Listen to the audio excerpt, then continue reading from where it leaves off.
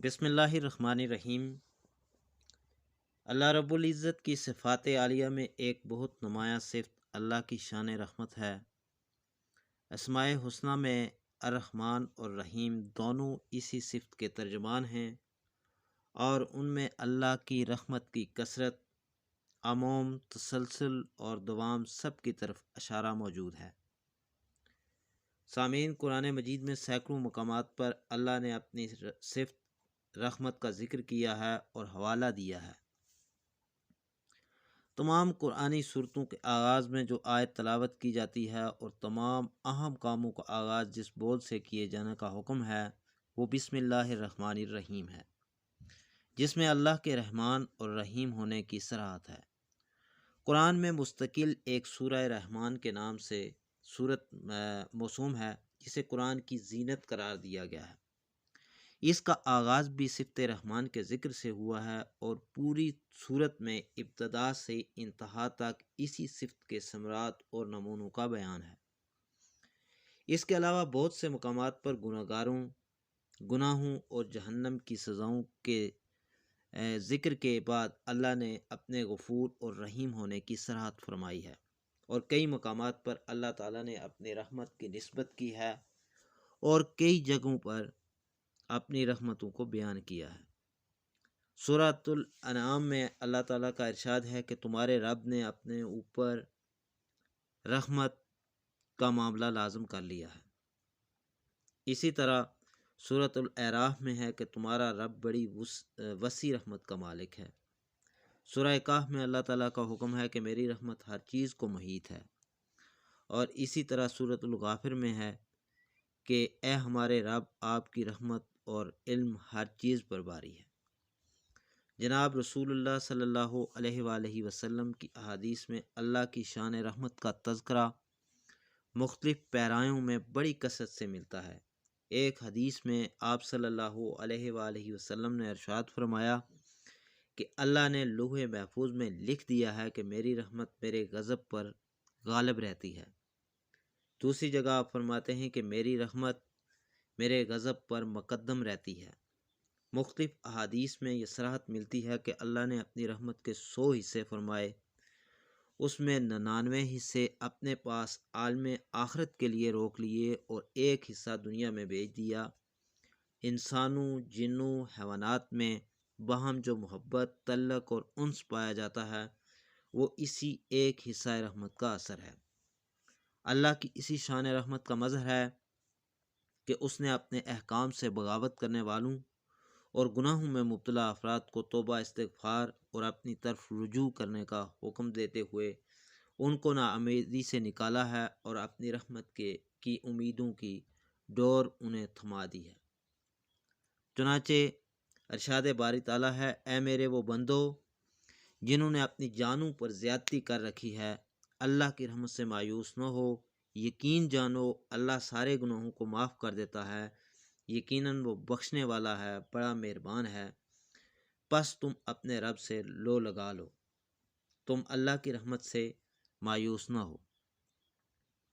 واقعہ یہ ہے کہ اللہ کی رحمت بہانہ ڈھونڈتی ہے، اور بسا اوقات بندوں کی بہت چھوٹی چھوٹی نیکیاں بلکہ دل سے احساس ندامت، آنکھوں کے چند قطرے اور معافی کے بول اللہ کی رحمت کو جوش دینے میں کامیاب ہو جاتے ہیں، اور انہی پر بے سان و گمان اللہ کی طرف سے تمام گناہوں کی مغفرت اور جنت و رحمت کا فیصلہ ہو جاتا ہے۔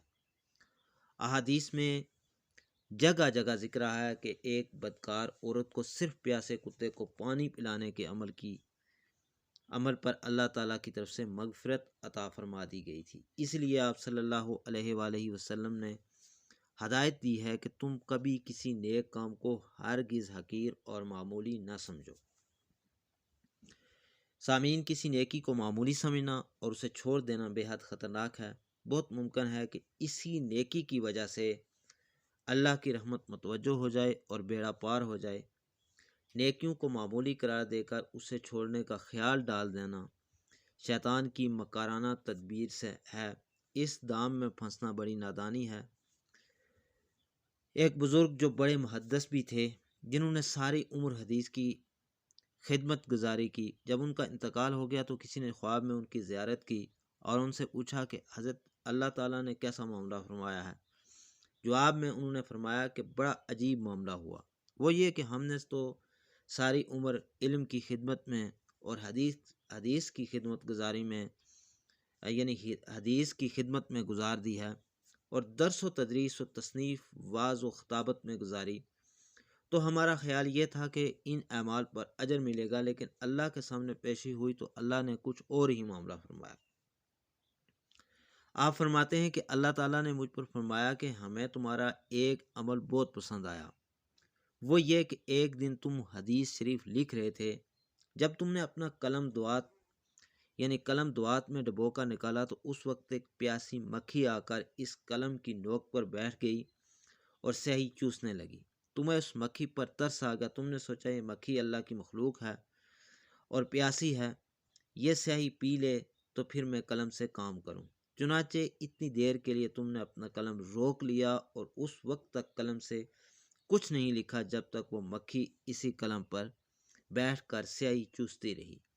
یہ عمل تم نے خالص میری رضامندی کی خاطر کیا، اس لیے اس عمل کی بدولت ہم نے تمہاری مغفرت فرما دی اور جنت الفردوس عطا فرما دی۔ سامعین، ہم تو یہ سوچ کر بیٹھے ہیں کہ واعظ کرنا، فتوے دینا، تہجد پڑھنا، تصنیف کرنا وغیرہ یہ بڑے بڑے اعمال ہیں، لیکن وہاں ایک پیاسی مکھی کو سیاہی پلانے کا عمل قبول کیا جا رہا ہے اور دوسرے بڑے اعمال کا کوئی تذکرہ نہیں ہے۔ حالانکہ اگر غور کیا جائے تو جتنی دیر قلم روک کر رکھا، اگر اس وقت قلم نہ روکتے تو حدیث شریف ہی کا کوئی لفظ لکھتے، لیکن اللہ کی مخلوق پر شفقت کی بدولت اللہ نے مغفرت فرما دی۔ اگر وہ اس عمل کو معمولی سمجھ کر چھوڑ دیتے تو یہ فضیلت حاصل نہ ہوتی۔ لہٰذا کچھ پتہ نہیں کہ اللہ تعالیٰ کے ہاں کون سا عمل مقبول ہو جائے۔ وہاں قیمت عمل کے حجم، سائز اور گنتی کی نہیں، بلکہ وہاں عمل کے وزن کی قیمت ہے، اور یہ وزن اخلاص سے پیدا ہوتا ہے۔ اگر آپ نے بہت سے اعمال کیے لیکن ان میں اخلاص نہیں تھا تو گنتی کے اعتبار سے تو وہ اعمال زیادہ تھے لیکن فائدہ کچھ نہیں۔ دوسری طرف اگر عمل چھوٹا سا ہو لیکن اس میں اخلاص ہو تو وہ عمل اللہ کے یہاں بڑا بن جاتا ہے۔ لہٰذا جس وقت دل میں کسی نیکی کا ارادہ پیدا ہو رہا ہو تو اس وقت دل میں اخلاص بھی موجود ہے۔ اگر اس وقت وہ عمل کرو گے تو امید ہے کہ جو انشاءاللہ مقبول ہو جائے گا۔ حدیث میں ایک واقعہ بیان ہوا ہے کہ ایک تاجر اللہ کے دربار میں حاضر ہوگا، اس کے اعمال نامے میں نیکیاں بالکل نہیں ہوں گی، مگر اس کے پاس ایک خاص عمل ہوگا۔ وہ کاروبار میں دوسروں کے لیے آسانیاں فراہم کرتا رہا، دوسروں کو قرض دیتا رہا، پھر تنگ دستوں کا قرض معاف کرتا رہا اور خوشحال لوگوں کے لیے بھی نرمی کا معاملہ کرتا رہا۔ جب اللہ کے سامنے اس کے اس عمل کا ذکر ہوگا تو اللہ کی رحمت جوش میں آئے گی اور اللہ اس کی مغفرت فرما دیں گے۔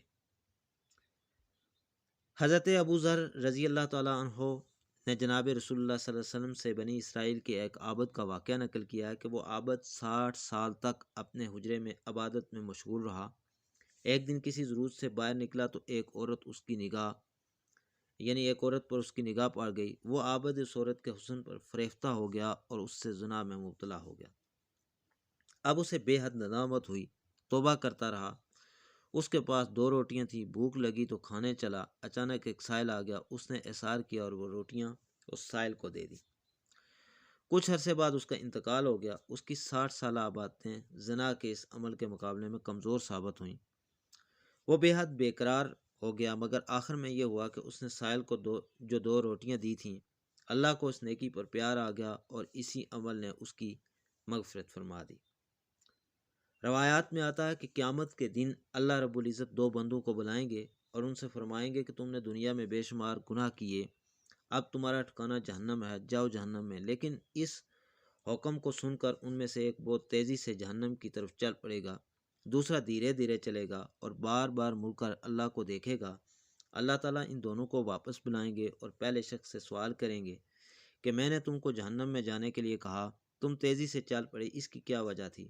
وہ بولے گا، اے میرے رب، میں نے دنیا میں آپ کا ہر حکم توڑا، اب آپ نے یہ آخری حکم دیا تو میں نے سوچا کہ اب یہ حکم نہیں توڑوں گا، اس لیے میں تیزی سے چل پڑا۔ اللہ دوسرے سے فرمائیں گے، تم بار بار پیچھے مڑ کر کیوں دیکھ رہے تھے؟ وہ عرض کرے گا، آپ کی رحمت کی امید تھی۔ بس یہ سن کر اللہ تعالیٰ دونوں سے راضی ہو جائیں گے اور جنت کا فیصلہ فرما دیں گے۔ سامعین، روایات میں آتا ہے کہ راستے سے خاردار اور ٹہنی اور درخت ہٹانے کا عمل جو ہے اس پر اللہ کی رحمت متوجہ ہوئی اور ایک ایسا کرنے والے کی مغفرت کا فیصلہ ہو گیا۔ امام راضی لکھتے ہیں کہ ایک دفعہ حضرت عیسیٰ علیہ السلام کا ایک قبر سے گزر ہوا۔ آپ نے دیکھا کہ عذاب کے فرشتے میت کو عذاب دے رہے ہیں۔ آپ آگے چلے گئے۔ اپنے کام سے فارغ ہو کر جب آپ دوبارہ یہاں سے گزرے تو اس قبر پر رحمت کے فرشتے دیکھے جن کے ساتھ نور کے طبق ہیں۔ آپ کو اس پر تعجب ہوا۔ آپ نے نماز پڑھی اور اللہ سے دعا مانگی۔ اللہ نے وحی بھیجی، اے عیسیٰ، یہ بندہ گناہ گار تھا اور جب سے مرا تھا عذاب میں گرفتار تھا۔ یہ مرتے وقت اپنی بیوی چھوڑ گیا تھا۔ اس عورت نے ایک فرزند جنا اور اس کی پرورش کی یہاں تک کہ بڑا ہوا۔ اس کے بعد اس عورت نے اس فرزند کو مکتب بھیجا۔ استاد نے اسے بسم اللہ الرحمن الرحیم پڑھائی۔ بس مجھے اپنے بندے سے حیا آئی کہ میں اسے آگ کا عذاب دوں۔ زمین کے اندر اس کا فرزند میرا نام لیتا ہے، زمین کے اوپر یعنی اس کا فرزند جو ہے وہ اللہ کا نام لیتا، تو اللہ کو حیا آئی اور اس بندے سے عذاب ہٹا لیا گیا۔ حضرت جنید بغدادی رحمۃ اللہ علیہ کو وفات کے بعد کسی نے خواب میں دیکھا تو سوال کیا، حق تعالیٰ نے آپ کے ساتھ کیا معاملہ فرمایا؟ تو آپ نے جواب دیا کہ یعنی سارے علوم و حقائق وغیرہ فنا ہو گئے، یہاں کچھ کام نہ آئے، اگر کچھ کام آئے تو وہ صرف چھوٹی چھوٹی رکعتیں کام آئیں جو میں آدھی رات کو پڑھا کرتا تھا، یعنی تہجد۔ اور ایک مجلس میں اللہ کی وسعت رحمت کا ذکر کرتے ہوئے رسول اللہ صلی اللہ علیہ وآلہ وسلم نے فرمایا، سب سے آخر میں جو گناہ گار جہنم سے نکالا جائے گا اس کی یہ کیفیت ہوگی کہ باہر نکل کر بھی اس کا رخ جہنم کی طرف رکھا جائے گا اور وہ جھلس رہا ہوگا، عرض کرے گا، اے میرے رب، میرا رخ جہنم کی طرف سے ہٹا دے، اس لیے کہ اس کی ہوا مجھے جھلسا رہی ہے اور اس کے شعلے مجھے جلا رہے ہیں۔ یہ سن کر اللہ تعالیٰ فرمائے گا، اگر تمہارا رخ جہنم کی طرف سے ہٹا دیا جائے تو کیا پھر کوئی اور مطالبہ تو نہیں کرو گے؟ وہ قسم کھا کر عہد و پیمان کرے گا کہ اگر یہ سہولت مجھے دے دی جائے تو میں کچھ اور مطالبہ نہیں کروں گا۔ اب اس کا رخ جہنم سے ہٹا کر جنت کی طرف کر دیا جائے گا۔ اس کی نگاہ جنت کی نعمتوں اور رونقوں پر پڑے گی تو تھوڑی دیر چپ رہنے کے بعد بالآخر وہ کہے گا، یعنی اے میرے رب، مجھے جنت کے دروازے کے قریب کر دیجیے۔ اللہ تعالیٰ فرمائے گا، کیا تھوڑی دیر پہلے تم یہ عہد و پیمان نہیں کر چکے ہو کہ اب کچھ اور مطالبہ نہیں کروں گا؟ وہ بندہ بولے گا کہ اے میرے رب، مجھے اپنی مخلوقات میں سب سے محروم و بد نصیب مت بنائیے۔ اللہ فرمائے گا، اگر تمہاری یہ بات مان لی جائے تو پھر کچھ اور تو مطالبہ نہیں کرو گے؟ تو وہ کہے گا، مجھے آپ کی عزت کی قسم عہد کرتا ہوں کچھ اور مطالبہ نہیں کروں گا۔ پھر اسے جنت کے دروازے کے قریب پہنچایا جائے گا۔ اب وہ قریب سے جنت کے مناظر اور نعمتوں کو دیکھے گا تو بے اختیار کہنے لگے گا، اے میرے رب، مجھے جنت میں داخل کر دیجیے۔ اللہ تعالیٰ فرمائے گا، یعنی اے فرزند آدم، تعجب ہے، تو کتنا عہد شکن ہے، کیا تم نے یہ عہد و پیمان نہیں کیا تھا کہ تمہیں جو کچھ دیا جا چکا اس کے سوا کچھ اور نہیں مانگوں گا؟ اس پر وہ بندہ بولے گا، اے میرے رب، مجھے سب سے زیادہ محروم نہ بنائیے۔ یہ سن کر اللہ کی رحمت جوش میں آئے گی، اللہ ہنسے گا، راضی ہو جائے گا اور اسے جنت میں داخل ہونے کی اجازت فرما دے گا۔ اور اس پر بس نہیں، اللہ فرمائے گا، مزید تمنا کرو اور مانگو۔ وہ بندہ ساری تمنائیں رکھے گا، اللہ اپنی شان رحمت سے اسے بہت سی چیزیں یاد دلائے گا اور آخر میں فرمائے گا، یعنی تمہیں یہ سب کچھ ملے گا اور اس کا 10 گنا مزید زیادہ بھی ملے گا۔ واقعہ یہ ہے کہ اللہ کی رحمت بے حد